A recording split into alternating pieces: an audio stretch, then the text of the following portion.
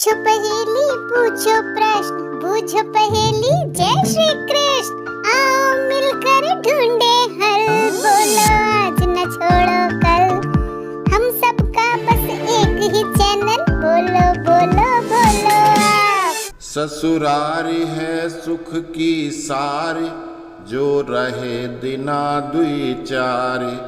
जो रहे माख पखवारा, तो हाथ में खुरपा बगल में खारा। जय श्री कृष्ण मित्रों, आज की पहेली ली गई है अवध में कहे जाने वाले एक मुहावरे की, जो कहने में तो एक मुहावरा है लेकिन वस्तुतः एक सच्चाई है। आज के 20 से 50 साल पहले सभी व्यक्ति विवाह के बाद कभी ससुराल में कोई काम काज हुआ या किसी की तबीयत खराब हुई या किसी बहुत ही अन्य जरूरी काम हुए तो कोई दामाद या जमाई अपनी ससुराल जाता था।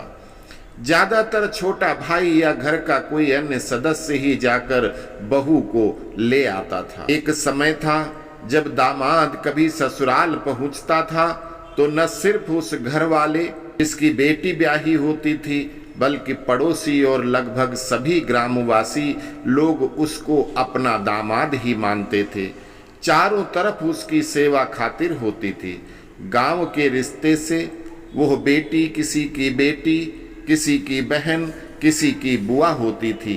अतः सभी उसके पति को कोई दामाद, कोई बहनोई और कोई फूफा के रिश्ते से सम्मान देते थे। अब समय बदला और लोगों ने पाश्चात्य सभ्यता अपनाया। अब पड़ोसी गांव का तो छोड़ो, अगर अपने सगे भाई का दामाद भी आता है तो लोग मुंह फिरा लेते हैं। लेकिन इसके जिम्मेवार जितने वो लोग हैं जो गांव के पाहुन का सम्मान नहीं करते, उससे ज्यादा जिम्मेवार वो पाहुन लोग खुद हैं। क्योंकि आजकल जो परंपराएं अपनाई गई हैं उन्होंने उनके मान सम्मान को गिराया है। पहले के जमाने में राखी या द्विज मनाने के लिए बहन या तो मायके जाती थी या फिर भाई बहन के घर जाता था। अब पाहुन स्वयं पत्नी के साथ खड़ामा राखी बंधवाने के लिए पत्नी को लेकर ससुराल पहुंच जाते हैं। आजकल नई परंपरा आ गई है कि साले सलहेज अपने बहनोई या नंदोई के चरण स्पर्श करने में लजाते हैं। बहुत सारे लोग तो ये झूठा तर्क देते हैं कि बहनोई तो मुझसे उम्र में छोटा है, इसलिए वो खुद मेरे चरण छुएगा। अर्थात शास्त्र सम्मत बातें बदलकर अंग्रेज लोगों की तरह हाथ हिलाना प्रथा बना ली, जो हर लिहाज से गलत है। बहनोई तो बहनोई है, हमेशा पूजनीय है। साले का पद छोटा है, वो उम्र में बड़ा हो या छोटा हो, तो भी अपने बहनोई के पैर तो साला ही छूता है। यह शास्त्रोक्त विधान है। अब लौटते हैं पहेली पर। इसका सबसे पहले साधारण अर्थ। ससुराल का मतलब ससुराल अर्थात पत्नी का मायका।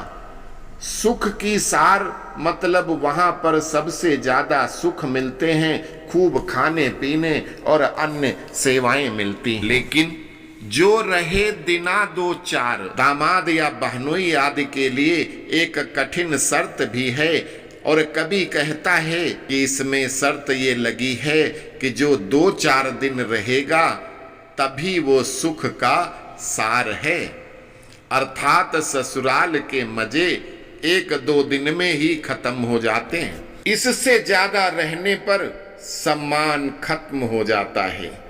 जो रहे माख पखवारा, माख का मतलब महीना और पखवारा का मतलब 15 दिन। जो व्यक्ति ससुराल में 15 दिन या महीना भर रहता है उसके लिए फिर ससुराल ससुराल नहीं अपितु घर जैसा होता है।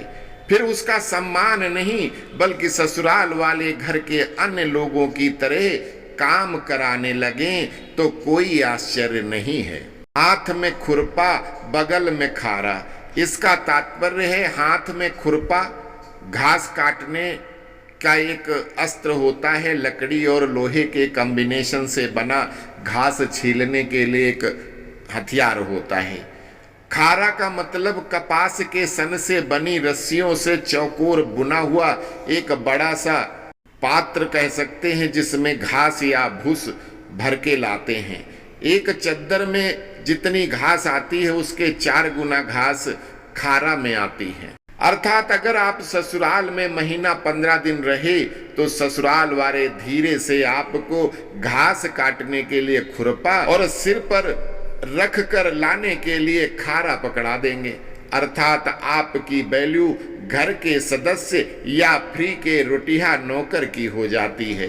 अर्थात सम्मान एक कोने में रखकर आप उनके मजदूर की तरह बन जाओगे। इसीलिए कहा गया है कि ससुराल को कभी साल 6 महीने में एक बार बहुत जरूरी हो तभी जाएं, अन्यथा जहां तक हो तो जाने से बचें, आपकी इज्जत बनी रहेगी। इसका तात्पर्य ये कतई नहीं है कि ससुराल वालों से रिश्ते खराब कर लें। ससुराल वालों से रिश्ते हमेशा मधुर रखने चाहिए।